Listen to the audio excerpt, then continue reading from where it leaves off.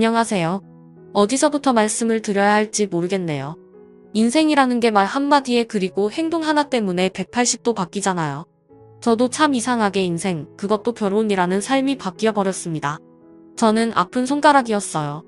솔직히 이런 표현은 부모가 자식에게 쓰는 표현이긴 하지만 저는 저희 엄마를 아픈 손가락이라 하고 싶네요. 너무 소중하지만 볼 때마다 마음이 아픈 손가락입니다. 왜냐하면 엄마는 한쪽 눈을 실명해서 일명 애꿎은 눈이시거든요. 근데 그게 부끄러워서 아프다는 게 아닙니다. 엄마가 눈을 실명하게 된 원인이 바로 저 때문이거든요. 그날은 지금도 기억이 선명하게 나네요. 아침부터 제가 놀이공원에 놀러 가자고 징징댔어요.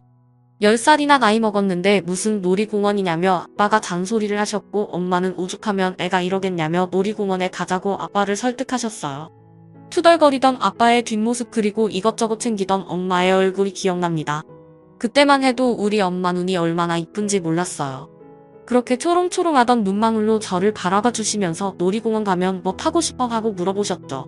딱히 가고 싶어서 졸랐던 건 아니에요. 맨날 집에만 있는 것도 지겹고 며칠 전에 친구네 가족이 놀이공원에 다녀왔다는 게 부러워서 그냥 졸랐던 것뿐인데 우리 가족은 갑작스럽게 아침부터 놀이공원에 가게 되었죠. 순전히 제가 떼를 쓰는 바람이에요. 근데 그게 우리 집안을 엉망으로 만들 줄은 꿈에도 몰랐죠. 그땐 몰랐지만 사실 아빠가 전날 과음을 좀 하셨나봐요. 원래 같았으면 아침 내내 푹 주무셔야 하는데 하나밖에 없는 외동딸이 놀러 가자고 조르는 통에 숙취가 남은 채로 운전대를 잡으신 거였어요. 물론 엄마가 이 사실을 알았다면 당연히 운전에 말렸겠죠. 하지만 엄마는 이 사실을 모르고 차에 타셨다고 하시더군요. 왜냐하면 아빠가 술을 드시고 토저녁에 들어오셔서 일찍 주무셨기 때문에 숙취가 없는 줄 아셨다고 합니다. 그만큼 아빠가 멀쩡해 보였지만 사실은 약간 비몽사몽 하셨던 거죠. 그러니 운전이 조금은 문제가 있었다는 거예요. 그래서 놀이공원에 가던 도중에 사고가 났고요. 아빠는 그 자리에서 영면하셨고 엄마는 사고로 누나 한쪽을 실명하게 됐어요. 솔직히 이 글을 쓰는 내내 마음이 아파서 힘드네요. 그만큼 저는 부모 잡아먹은 나쁜 딸이었습니다. 하지만 엄마는 저를 원망하지 않으셨대요. 자신의 눈 하나로 딸을 지켰다며 오히려 저를 안심시키는 분이셨죠. 이런 엄마에게 제가 어찌 함부로 대하고 사춘기가 왔다고 화를 낼 수 있고 제가 화가 나도 짜증이 난다 하여 어찌 감히 엄마에게 대들 수 있었겠어요. 저는 그 이후로 엄마 말이라면 무조건 100% 들었어요. 단 한 번도 엄마의 말을 어길 수가 없었죠. 아픈 눈을 가진 엄마를 바라보면 어떻게 화를 낼 수 있었겠어요. 밤마다 아픈 눈을 부여잡고 진통제를 맞던 그 시절 모습을 떠올리면 어찌 엄마에게 나쁜 말을 할 수 있었겠어요. 그때 이후로 저는 제 인생을 엄마에게 바칠 거라고 다짐했습니다. 그리고 그 다짐 대로 살았고요. 제가 고등학교 때 약간 사춘기가 와서 방황을 겪을 뻔했어요. 그전엔 딱히 저에게 뭐라 하신 적 없는 엄마가 저를 붙잡고 울먹이며 말씀하시더군요. 내가 무슨 소원이 있겠니? 하지만 여자 혼자서 딸 하나 키우는데 엄마 눈 하나 없고 다른 문제까지 일으키면 나는 창피해서 더 이상 이 동네에서 살 수가 없을 것 같구나. 너한테 명문대가라는 이야기는 안 하겠지만 적어도 4년제 국립대에 들어가서 엄마 키 좀 피게 해주렴. 솔직히 사립대 보낼 형편도 아닌 건 너도 잘할 테니까 공부만 해다오. 내가 국립대 등록금은 어떻게든 마련할 테니까. 울며기며 힘겹게 이 말씀을 하시는데 뭔가 머리를 맞은 느낌이었어요. 엄마는 완곡히 표현하셨지만 제가 행여나 사고라도 칠까봐 걱정하셨던 거잖아요. 그리고 저 역시 제 자신 스스로가 망가지고 있었다는 걸 알고 있었어요. 그래서 엄마가 공부 잘하는 딸을 원하시길래 정말 16시간을 화장실 가는 거 외엔 일어나 본 적 없이 공부만 했어요.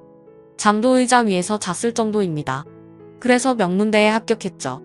공부를 잘하고 못하고가 중요한 게 아니에요. 그리고 머리가 좋고 나쁘고도 필요한 게 아니었고요. 오직 끈기 하나로 저는 전교 300위권에서 전교 1등으로 치고 올라갔네요. 담임 선생님도 저를 불러놓고 컨닝했냐고 물어보더군요. 그 다음 시험에 두고 보라고 말씀드렸죠. 물론 다음에도 그 다음에도 저는 전교 1등을 고수했습니다. 오직 엉덩이 힘이었고 교과서를 그냥 통째로 외웠어요. 공부 잘하는 애들이 한번 보고 외우면 저는 100번을 봤습니다. 그냥 봤어요. 몰라도 보고 알아도 또 보니 길이 보였습니다. 아무리 머리 좋은 놈도 노력하는 놈은 절대 못 이깁니다. 저는 정말 미친 듯이 공부만 해서 엄마가 원하는 명문대에 입학했어요. 그때 엄마랑 저랑 정말 붙잡고 펑펑 울었네요. 그리고 한 번 더 다짐을 하게 된 계기가 있었어요. 엄마는 무관심한 듯 했지만 나에게 정말 관심이 많고 나를 엄청 사랑하시니까 내가 더 노력해야 한다는 걸요. 그 이후 정말 저는 엄청 노력하며 살았어요. 왜냐하면 엄마의 목까지 살아야 했으니까요. 아무래도 엄마가 한쪽 눈이 불편해서 취업이 어려운 상황이었거든요. 다른 아줌마들은 식당 취직도 쉽다던데 그 흔한 식당에서도 거절당할 정도였으니까요. 그래서 집안을 책임져야 하는 게 바로 저였습니다. 하지만 대학생이 알바를 한다 해도 어차피 수입이 뻔했잖아요. 그래서 저는 수업보단 아예 부업에 열중하기 시작했어요. 그러면 안 됐지만 명문대 간판 달고 강남에 잘나가는 부잣집 아이들 고액과에 열을 올렸죠. 수입이 늘어나는 만큼 학교 생활은 엉망이 됐죠. 하지만 저는 멈출 수가 없었습니다. 안 그러면 엄마랑 저는 길거리에 나앉아야 했으니까요. 정말 열심히 살았고 후회는 없었습니다. 덕분에 학교 성적은 엉망이었지만 그때 돈을 좀 모아서 등록금도 내고 비록 경기도 외곽이지만 작은 우리 집도 마련할 수 있었어요. 저는 정말 어미 새처럼 열심히 돈을 벌어다 줬고 엄마는 그 돈으로 알뜰살뜰 살림을 했죠. 그래도 자식이 날밤 새며 아이들을 가르친 돈이었으니 엄마는 한 푼도 아까워서 벌벌 떠시는 게 눈에 보였습니다. 거친 세상에 여자 둘이 살려면 남들이 쉽게 못 보도록 열심히 사는 것밖엔 방법이 없겠더군요. 그래서 그런지 조금씩 살림은 나아지더군요. 저는 잘 가르친다는 소문이 나서 나름 유명 학원 강사가 됐고요.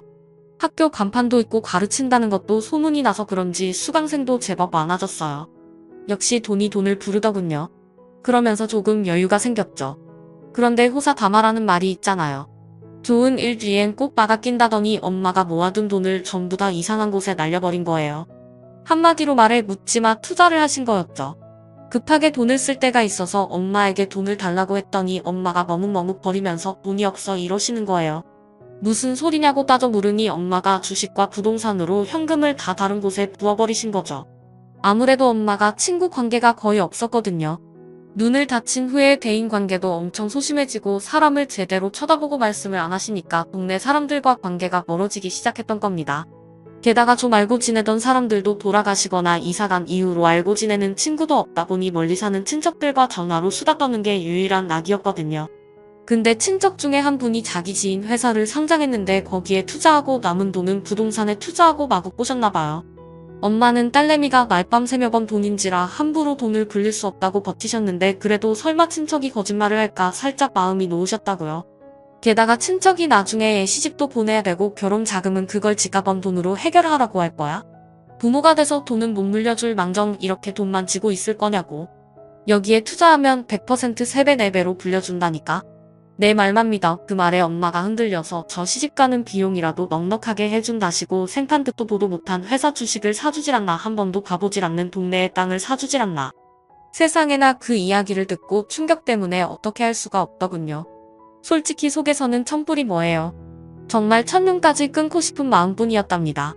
정말 이 돈을 모으기까지 제가 얼마나 생고생을 했는데 그걸 듣도 보도 못한 회사 주식에 부동산에 투자를 할 줄은 상상도 못했으니까요. 하지만 엄마니까. 나를 위해 눈을 버린 우리 엄마니까 참아야 했어요. 그래서 엄마를 꼭 안아주며 이야기했죠. 지금이라도 이야기해줘서 고마워 엄마. 돈이야 또 벌면 되지 뭐 그리고 사기당한 것도 아니고 주식은 그대로 있잖아. 부동산도 다 어디 도망가는 것도 아니고. 다 우리 거니까 괜찮아. 우리도 주주된 거고 부동산 소유한 사장님 된 거니까 기분 좋게 생각하자고. 주식은 이미 반토막에 토막이 나서 거의 휴지 조각이었고 부동산은 어디인지도 모르는 시골이었는데 차마 찾아갈 엄두도 안 나더군요. 괜히 엄마가 없던 자신감만 잃으면 안 된다는 생각에 그 이후로 엄마에게 더 잘해드렸어요. 엄마도 제 마음을 아셨는지 어느 날 저에게 조심스레 자신의 속마음을 말씀하시더라고요. 내가 몇 년간 집에만 있었더니 세상 물정도 모르고 너한테 패만 끼치는 것 같구나. 근데 아빠 계시는 납골당 근처에 요양원이 있잖아. 거기서 자원봉사자를 모집한대. 차비 정도는 주나 보더라. 거기서 식사도 해결하고 남들도 돕고 사람도 좀 만나서 수다도 좀 떨고 싶은데. 어때? 허락해줄 거지? 이러면서 제 의견을 묻더군요. 사실 저도 집에 가면 엄마가 늘 TV만 보고 친척들 외엔 변변한 친구도 없어서 심심하다 하며 말씀하신 게 마음에 걸렸던 터라 엄마에게 무조건 그러라고 했죠. 한쪽 눈이 불편해서 운전도 못 하시는데 요양원에 가려면 버스로 6정거장 넘게 가야 했거든요. 그래서 어차피 제가 오후 수업인지라 출근길에 엄마를 모셔다 드리고 퇴근해서 오는 밤 9시나 10시쯤에 엄마를 모시고 집으로 오는 걸로 합의를 봤어요. 엄마는 자원봉사 일을 참 열심히 하셨죠. 다행히 거기 계신 분들도 좋은 분들이 많아서 그런지 엄마를 참 따스하게 맞아주시는 것 같더라고요. 예전엔 집에 오면 엄마랑 많은 대화를 나누지 못했는데 엄마도 이젠 이야깃거리가 생기니까 미주알 보주알 이런저런 이야기를 막 해주시는데 한편으로는 소녀 같다는 생각도 들고 우리 엄마가 원래 이렇게 수다가 많았나 생각도 들고 어쨌든 엄마에게 생기가 느껴지니까 너무 좋더라고요. 그렇게 한 달 정도 지났는데 그 이후로 엄마 표정이 좀 안 좋아지는 게 느껴지더군요. 그날도 엄마를 차에 태우고 집에 오는 길에 물어봤죠. 뭐 안 좋은 일이 있으면 이야기해달라고요. 그랬더니 엄마는 아무렇지도 않다면서 말끝을 자꾸 돌리시는 거예요. 근데 제가 그런가 하루 이틀 보나요? 계속 꼬치꼬치 캐물으니까 엄마가 어렵사리 말씀을 해주시더군요. 요즘 새로 들어오신 할머니 한 분이 계신데 이분 보호자가 워낙 꼬장꼬장해서 자꾸 문제가 생겨서 말이야. 성격이 불같아서 나랑 잘 맞지 않는구나. 아니 엄마가 자원봉사자로 환자분 도움만 드리는데 엄마랑 보호자랑 트러블 생길 일이 뭐가 있어. 그냥 보호자 입장에선 하다못해 병실에 조금만 냄새만 나도 신경이 쓰이니까 그런 걸로 나를 들들 보는 거지 뭐. 어쨌든 너무 신경 쓰지 마라. 내가 알아서 할게. 솔직히 그 말을 듣는 그때만 해도 그냥 좀 독특한 보호자가 엄마를 귀찮게 하나 보다 생각하고 넘어갔습니다. 왜냐하면 그것까지 생각하기엔 제가 그때 엄청 바빴거든요. 먼저 학원 커리큘럼 그러니까 시간표 순서들을 전면적으로 교체시켜서 매일 새로운 아이디어를 구상할 때였고요. 두 번째는 제가 그때 남자친구를 만나고 있을 때였습니다. 사귄 지 얼마 안 돼서 약간 조심조심 할 때였거든요. 그러니 머릿속엔 온통 커리큘럼 짜기와 남자친구 생각뿐이었거든요.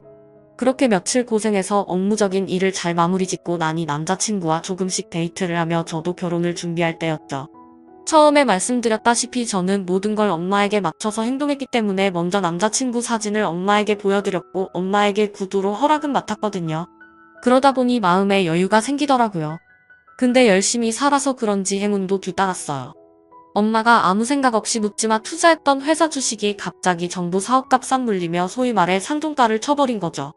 요즘 말로는 떡상을 해버린 거예요. 정말 묻지마 투자를 해서 갑자기 목돈이 생긴 거라 얼른 매도를 해버렸죠. 물론 그 이후에도 주가는 오르더니 나중엔 확 가라앉긴 했지만 그 덕에 갑자기 목돈을 벌게 됐어요.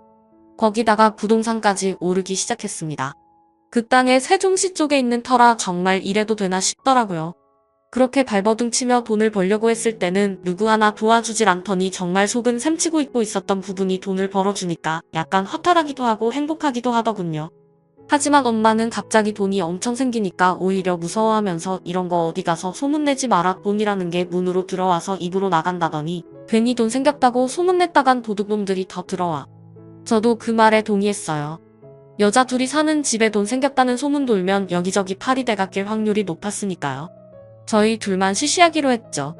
그래서 저는 열심히 저대로 학원에 나갔고 엄마는 엄마대로 힘들지만 사람들 관계를 유지하기 위해 자원봉사 일을 계속 하셨어요. 그 사이에 남자친구가 저희 집으로 인사드리러 왔었습니다. 남자친구는 외국계 자동차 판매사원으로 일하는 사람이었어요. 그래서 그런지 복장이 깔끔했고 차에 대해 관심도 많고 상대하는 손님들 등급이 VIP급이라서 외국어도 좀 할 줄 알고 돈 많은 사람들의 심리 파악을 금방 하는 편이었죠. 물론 저에게 그런 계산적인 면을 보여준 적은 없었어요. 오히려 순수하고 착한 사람인데 직업상 속마음을 감추고 강한 척해야 하고 허세도 좀 부리다 보니 정말 힘들다며 투정도 부리는 사람이었고요. 이런 아이 같은 모습에 저도 반했고요. 남자친구는 저희 집에 와서도 정말 엄마에게 깍듯하게 잘했어요. 사실 엄마는 남자친구 직업만 보고 약간 걱정 아닌 걱정을 하셨거든요. 영업사원이면 괜히 입만 번지르르 한 거 아니냐고 하셨는데 엄마는 엄마 나름대로 기준을 세우고 남자친구를 평가했는데 합격점이라고 좋아하셨습니다. 이제 우리 집은 오케이 했으니 제가 시댁에 가서 오케이 받고 상견례만 이뤄지면 집안 대 집안으로서 맺어지는 건 시간 문제잖아요. 저는 솔직히 시댁에 가서 인사드리는 건 자신 있었어요. 제가 먹불리는 집에 시집가는 사람도 아니고 게다가 시댁도 시어머니 혼자서 시할머니를 모시고 사는데 남자친구한테도 이미울이랑 같이 살 필요도 없고 나 모시려고 할 필요도 없다. 내 여자친구한테 그 말은 꼭 하렴. 이라고 했다는 거예요. 물론 저도 시어머니의 시할머니까지 모시고 싶은 생각은 전혀 없었지만 미리 그런 말씀을 해주시니까 마음이 편했어요. 일단 돈은 생겼으니 그걸로 좀 보태서 신혼집이나 알아보는 게 더 낫겠다는 생각도 들었고요. 그래서 시댁에 인사드리러 갔는데 예상대로 시어머니는 굉장히 시원시원한 성격이었어요. 친정엄마가 눈 때문에 자신감을 잃고 약간 말씀을 흐리고 사람을 제대로 쳐다보지 못한다면 반면에 시어머니는 허리 꼿꼿이 세우고 사람을 강하게 압박하며 말씀을 아니 둘 중 하나로 딱 잘라 말씀하시더라고요. 오히려 그런 면이 저에겐 좀 시원시원하게 느껴지더군요. 게다가 시어머니도 저를 좋게 봐주셨는지 다음에 또 만나자며 기분 좋게 웃어주시기까지 했어요. 남자친구가 집을 내오기로 했지만 아무래도 쉽지 않은 일인지라 제가 어차피 여유자금이 있으니 어느 정도 보태겠다고 했죠. 남자친구는 갑자기 어디 하늘에서 돈이 떨어지기라도 했어. 이러는 거예요. 순간 주식이랑 부동산 이야기 하려다가 금방 입을 다물었죠. 아무리 남편이 될 사람이라도 덜컥 이야기해서 좋은 건 없으니까요. 그냥 대충 모아둔 돈이 조금 있으니 그걸 좀 보태겠다며 거짓말로 둘러댔습니다. 그렇게 결혼식을 하려면 일단 상견례를 해야 하니까 준비를 하던 찰나였어요. 그런데 하루는 눈물을 펑펑 쏟으며 엄마가 집에 계시는 거예요. 물론 엄마는 제가 온 줄도 모르고 있었고 같이 일하는 자원봉사자 아주머니와 통화를 하고 계시더군요. 그러니까 내가 그렇게 잘못한 게 맞아 치워달라고 해서 짐을 치워줬더니 그걸 가지고 나한테 이러는 거 말이 안 맞잖아. 뭔가 억울한 일이 있었는지 계속 하소연을 하며 울먹거리시는데 정말 억울해서 속마음을 막 토해내시더라고요.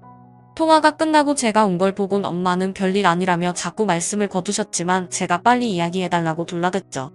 그랬더니 엄마가 마지못해 말씀을 해주셨어요.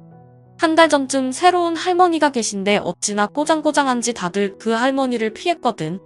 그래도 어차피 살 나이도 얼마 안 남으신 분이고 나라도 담당을 안 하면 안 될 것 같아서 억지로 내가 케어해드렸는데 문제는 그 할머니가 아니라 그 할머니 보호자가 어찌나 개판인지 오늘 내가 좀 실수를 했다고 욕설을 퍼붓는데 내가 손이 떨리고 억울해서 정말 기가 막히는구나. 그 말을 듣는 순간 제가 열이 받는 거예요. 아니 거기 직원도 아니고 설령 직원이라 해도 누군가에게 욕을 먹어야 한다는 법은 없잖아요. 그렇다고 죽을 죄를 지은 것도 아니고 나이 먹은 아줌마에게 2년 전년 찼다니 정말 어떤 사람인지 그 면상 한번 보고 싶어지는 거예요. 그래서 엄마에게 당장 그 보호자 번호 말해. 내가 전화해서 따지게. 그랬더니 엄마는 일이 커지는 걸 원치 않는다면서 그냥 본인이 다른 곳에 가면 된다고 극구 저를 말리시는 거예요. 하지만 이미 제가 뚜껑이 열렸는데 지금 물불 가릴 때가 아니잖아요. 바로 쳐들어가려고 준비를 했죠. 하지만 엄마는 제 옷자락을 꽉 붙잡고 제발 그러지 말라며 사정사정을 하시더라고요. 마치 제가 고등학교 때 300등하고 비비드 될 때 저를 붙잡고 공부하라고 애원하시던 그 모습과 비슷했어요. 엄마는 눈물을 그렁그렁 채 저를 극구 만류하셨죠. 정말 어쩔 수가 없더군요. 엄마가 원하지 않는 일을 제가 할 수는 없으니까요.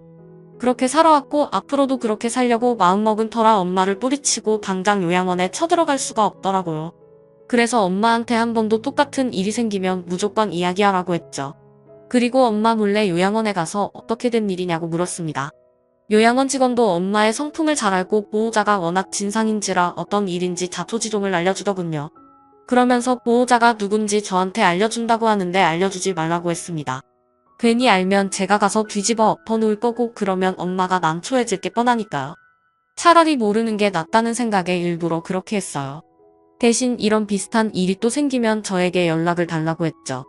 어차피 엄마는 사건이 생겨도 저한테 아무 일도 없었다고 거짓말을 할 게 뻔했으니까요. 직원분도 알았다며 약속을 해주시더군요. 그리고 그 일은 점점 미쳐갔어요. 저도 이제 결혼 준비를 해야 했고 어쨌든 살다 보면 이런저런 사건 사고 있다고 생각했으니까요. 근데 한 달 후쯤인가 시어머니에게 전화가 온 거예요. 그래서 바쁜 시간 쪽에서 시어머니를 만나 뵀죠. 결론부터 이야기하면 돈 좀 꺼달라는 거였어요. 지금 시댁에 좀 여러모로 문제가 있어서 결혼 준비하는데 드는 비용을 마련하기는 힘드니까 집을 월세로 해서 장만할 테니 결혼식 비용 및 여러 비용은 우리 쪽에서 낼 수 없냐는 거예요. 순간 열이 살짝 받다군요. 외국 찾으려면 나름 월급이 나쁜 편도 아닐 텐데 도대체 무슨 이유로 결혼식 모든 비용을 우리 집안이 내야 하고 집도 못 태운다니 살짝 짜증이 나는 거예요. 근데 그걸 시어머니가 기가 막히게 알아차렸나 봐요. 왜? 싫으니? 싫으면 어쩔 수 없고. 매니저한테 손 벌리는 못난 시어머니라 미안하다. 아니요. 싫은 게 아니라 얼굴에 써있고만 거짓말 하지 말고. 지금 우리 집안이 좀 어렵고 돈 없다고 무시하나 본데? 너 그렇게 처신하다간 벌 받는다. 어찌나 완강한지 돈을 빌리는 사람이 더 뻔뻔하더군요. 그래도 어쩌겠어요. 사랑하는 사람의 집안에 문제가 생겨서 그렇다 하니까 일단은 알아보겠다고 구두로 약속은 하고 집으로 돌아왔죠. 그러려면 돈이 필요한데 사실 주식판 돈하고 부동산 정리한 돈으로 건물을 하나 매입해서 거기서 나온 월세로 엄마 노후 자금에 보태려고 했거든요. 그런데 갑자기 결혼 자금에 집까지 하려면 대출로는 어림도 없을 터라 꼬마 베이팅 하나 있는 걸 다시 팔아야 하나. 아님 여기에 차라리 입주를 해서 오피스텔처럼 신혼살림을 차려야 하나. 여러모로 고민이 됐어요. 그러다 엄마와 상의를 했더니 엄마는 서로 평생을 의지하며 살 사람인데 그까지 돈이 무슨 대수냐며 속 시원하게 이야기를 해보라고 하더군요. 그래서 남자친구에게 도대체 집을 못 해오는 이유부터 물어보니 여러 가지 이해되는 집안 사정이 있었습니다. 그래서 일단 그걸 알겠다고 했죠. 대신 신혼집을 살려면 아예 외곽 지역에서 월세로 살거나 아니면 시댁이나 처가에 얹혀 사는 방법, 어른들과 함께 사는 게 불편하다면 꼬마 빌딩에서 오피스텔처럼 활용해서 사는 방법이 있다고 이야기를 했죠. 그랬더니 남자친구 눈이 엄청 커지면서 빌딩이 있다고? 그래서 그동안 상황을 자세히 이야기해줬죠. 그리고 빌딩이 좋은 것도 아니고 작은 규모라고 설명을 해줬습니다. 대신 둘이 살기엔 문제없다고 이야기는 해줬고요. 돈 많이 벌면 아파트로 이사가서 빌딩은 임대 줘서 월세를 받아 엄마 노후 자금으로 보태고 싶다는 계획까지 전부 다 이야기해줬어요. 남자친구는 그 말에 굉장히 놀라하며 내가 건물주 남자친구일 줄이야. 어쨌든 그렇게 남자친구와 이야기를 잘 마무리 짓고 집에 돌아가려는데 요양원에서 전화가 왔어요. 친정엄마랑 문제 많은 환자의 보호자와 한바탕 중인데 와서 말려보란 이야기였죠. 마침 집으로 가던 찰나여서 아주 제대로 본때를 보여주려고 씩씩거리며 찾아갔습니다. 그리고 요양원 문을 벌컥 열고 들어가니 세상에나 거긴 시어머니가 친정엄마랑 거의 멱살잡이 할 분위기로 대치하며 싸우는 거예요. 처음엔 이게 뭔 상황인가 싶더군요. 왜 시어머니가 엄마랑 저러고 계시는 거지? 멍하더라고요. 그때 직원이 와서 저 아줌마가 그 문제 많은 보호자예요. 말투도 얼마나 싸가지 없는지 몰라요. 아휴, 이거 나가라고 할 수도 없고. 그 말에 모든 상황이 이해가 되더군요. 그래서 얼른 중간에 끼어들어서 어머니 그리고 엄마 이게 무슨 짓이에요? 이제 그만 싸우세요. 두 분 이러시면 어떡해요? 두 분은 사돈대 지간이라고요. 그 말에 시어머니와 친정엄마는 놀라서 저를 쳐다보는 거예요. 그러더니 시어머니는 상황이 대충 이해가 된다는 듯이 왜 예비 며느리가 돈에 인색한가 했더니 지 엄마 애꾸는 닮아서 그랬구만. 돈 갚는다는 이야기까지 했는데 어쩐지 짠 이유가 있었네. 그 말에 엄마가 발끈했는데 갑자기 시어머니가 엄마 뺨을 후려치면서 어디서 덤벼 외눈박이 주제에 나이 관리나 잘하고 일이나 똑바로 해. 니들하고 사돈 맺을 생각 없으니까. 저는 순간적이라 너무 어이가 없더군요. 저도 모르게 시어머니의 머리끄댕이를 잡아당기고 완전 아수라장이 됐죠. 직원들 도움으로 일단 찢어지긴 했는데 정말 기가 차고 억울하고 너무 분했습니다. 게다가 시어머니고 나발이고 완전 뒤집어 엎어버리고 싶어서 너무 화가 나더군요. 이런 집안하고 결혼을 준비할 줄이야 정말 한숨부터 나왔습니다. 하지만 몇 시간 후에 남자친구가 집으로 달려왔어요. 시어머니에게 이야기 들었다며 자신이 잘못했다며 싹싹 빌더군요. 누가 용서해주겠어요. 사돈이 사돈 뺨을 때리는 집안하고 어떻게 결혼을 하겠습니까? 엄마는 아예 들어놓고 저는 남자친구에게 돌아가라고 험한 말을 퍼부었죠. 하지만 남자친구는 돌아갈 수 없다며 결혼은 물릴 수 없다며 싹싹 빌길래 돌아가라고 했습니다. 근데 밤이 되니까 또 남자친구가 찾아온 거예요. 그것도 시어머니랑 함께 왔더군요. 물론 집 안으로 들이진 않았어요. 두 사람은 저희 집 현관 앞에 무릎 꿇고 앉아서 갑자기 용서를 비는 거예요. 그렇게 완강하던 시어머니도 갑자기 고개를 푹 숙이고 너무 죄송해요. 제가 워낙 성격이 불같다 보니까 저도 모르게 치지 않으려고 아까 함부로 대했습니다. 노여움을 푸시고 용서해주세요. 우리 문제 때문에 아이들 앞날까지 막을 수는 없지 않겠어요? 사돈께서 같은 여자로서 심정을 좀 헤아려주시고 이해를 좀 부탁드릴게요. 제가 죽을 죄를 지었습니다. 두 사람이 몇 시간을 무릎 꿇고 있으니까 엄마도 조금은 마음이 약해지셨는지 인터폰을 열고 마음은 알았으니 밤새 생각은 해보겠습니다. 일단 집으로 돌아가 주시겠어요? 피곤하실 텐데 일단 집에 가 계시면 연락드리겠습니다. 하며 조곤조곤 이야기를 전달했죠. 그 말에 시어머니는 90도로 현관문에 인사를 하고 가셨고 남자친구는 저에게 따로 톡을 보내서 장모님 마음 좀 잘 달래줘. 난 당신 없이 못 살아. 제발 엄마들 싸움에 우리가 헤어지는 일 없길 바래. 이러면서 제 마음도 다독거리려고 엄청 애를 쓰는 거예요. 그러면서 엄마가 저에게 이런 말씀을 해주시더군요. 생각해보니 나 때문에 너가 좋은 남자를 놓칠 수 없지. 내가 당한 건 당한 거고 너는 너대로 좋은 사람하고 있어야지. 무슨 소리야? 난 엄마가 반대하는 사람하고는 절대 결혼 안 해. 그래도 엄마 일은 엄마 일이고 너는 너대로 사랑 찾아야지.